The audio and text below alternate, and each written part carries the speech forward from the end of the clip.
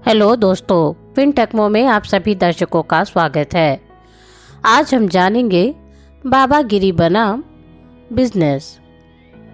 भारत एक ऐसा देश है जहां तकनीक, व्यापार, औद्योगिक विकास और शिक्षा जैसे आधुनिक क्षेत्र तेजी से बढ़ रहे हैं।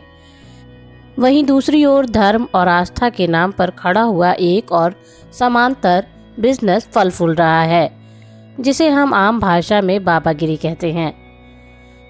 इस लेख में हम यह समझने की कोशिश करेंगे कि भारत में सबसे ज़्यादा पैसा किस इंडस्ट्री में है, पारंपरिक बिजनेस सेक्टर में या बाबागिरी में, और साथ ही यह भी जानेंगे कि यह बाबागिरी वास्तव में सिर्फ एक धार्मिक आंदोलन है या एक सुनियोजित, संगठित और मुनाफेदार व्यापार।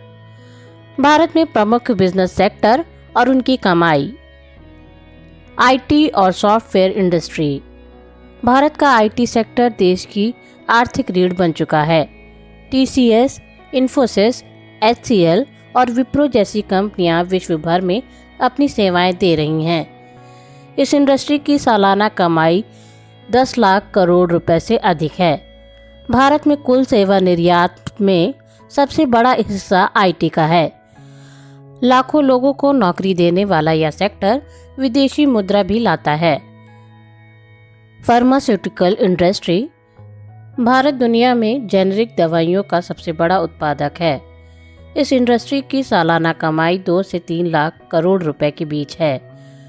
कोविड-19 के दौरान भारत में फार्मेसी ऑफ द वर्ल्ड के रूप में अपनी पहचान मजबूत की। कई अंतर्राष्ट्रीय बाजारों में भारत की फार्मा कंपनियां अग्रणी है। एफएमसीजी और रिटेल सेक्टर। यह क्षेत्र भारत के मध्यम वर्ग की ज़रूरतों को पूरा करता है।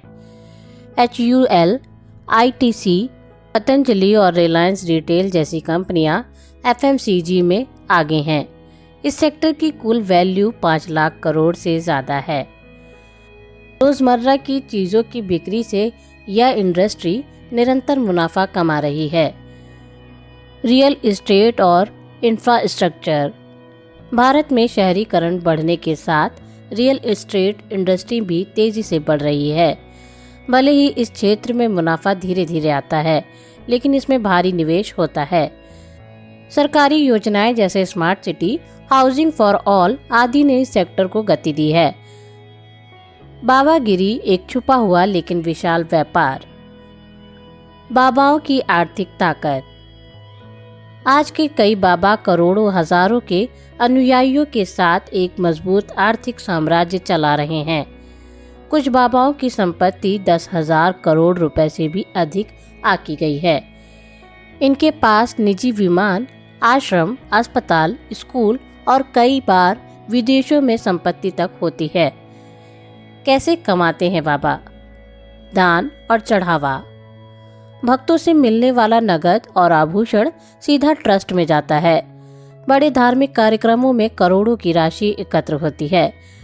ट्रस्ट और एनजीओ के माध्यम से इनकम ज़्यादातर बाबा अपने नाम से ट्रस्ट या एनजीओ पंजीकृत करवाते हैं।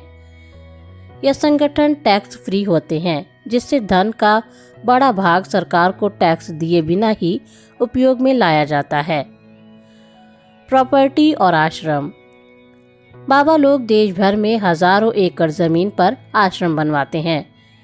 इनमें से कई आश्रम अपने आप में मिनी टाउनशिप बन चुके हैं, जिसमें दुकानें, रेस्टोरेंट, स्कूल, हॉस्पिटल सब होता है। ब्रांड और प्रोडक्ट्स। पतंजलि जैसी कंपनियां दिखाती हैं कि बाबा ब्रांड बनकर कितनी बड़ी एफएमसीजी इंडस्ट्री खड़ी कर सकते हैं।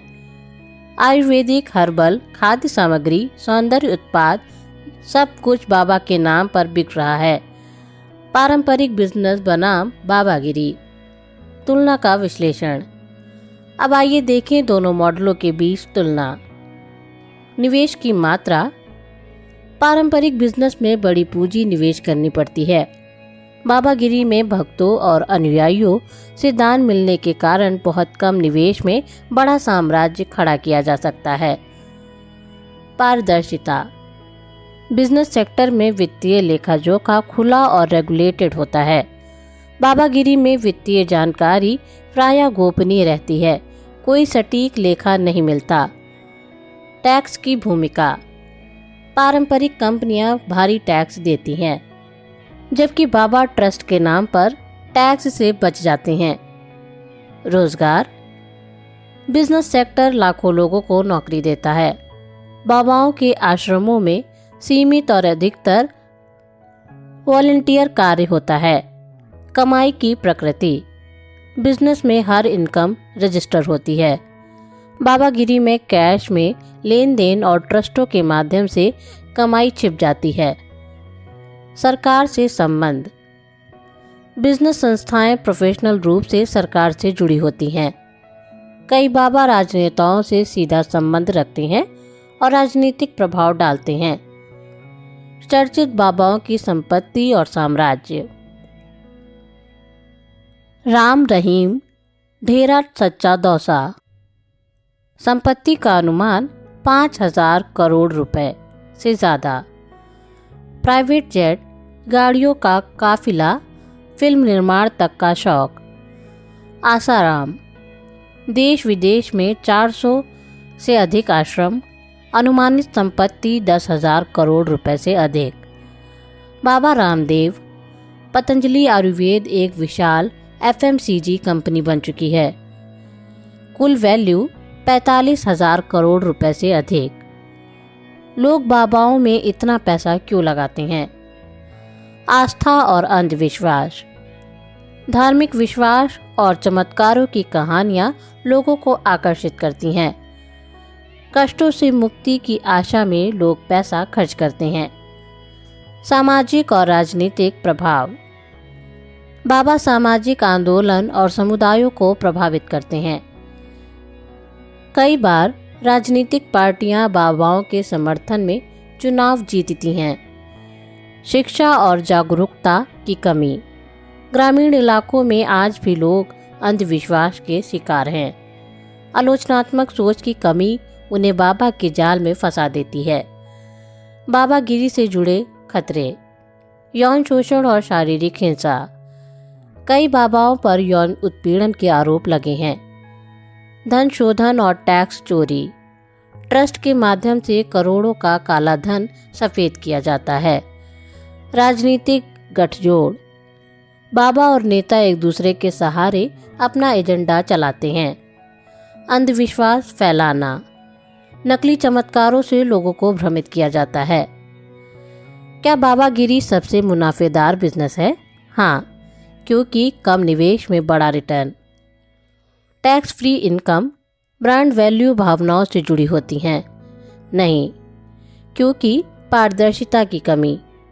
सरकारी नियंत्रण नहीं। सामाजिक आलोचना का खतरा। समाधान। सच्चे और झूठे बाबा में फर्क करें। शिक्षा और आलोचनात्मक सोच। जनता को तर्क आधारित सोच सिखानी होगी। सरकारी नियंत्रण और पारदर्शिता। ट्रस्टों का नियमित ऑडिट और नियमबद्धता जरूरी है। मीडिया की भूमिका। बाबा को चमत्कारी बनाकर दिखाने से बेहतर है सच उजागर करना। निष्कर्ष। भारत में धन सिर्फ तकनीकी या व्यापारिक सेक्टर में ही नहीं, बल्कि धर्म और आस्था के नाम पर भी अरबों का खेल चलाता है। बाबागिरी एक ऐसा क्षेत्र बन चुका है जो व्यापार की सभी परिभाषाओं को पीछे छोड़ चुका है, लेकिन यह सामाजिक दृष्टिकोण से उतना लाभदायक नहीं है। हमें धर्म से प्रेम करना चाहिए, लेकिन अंधविश्वास से नहीं।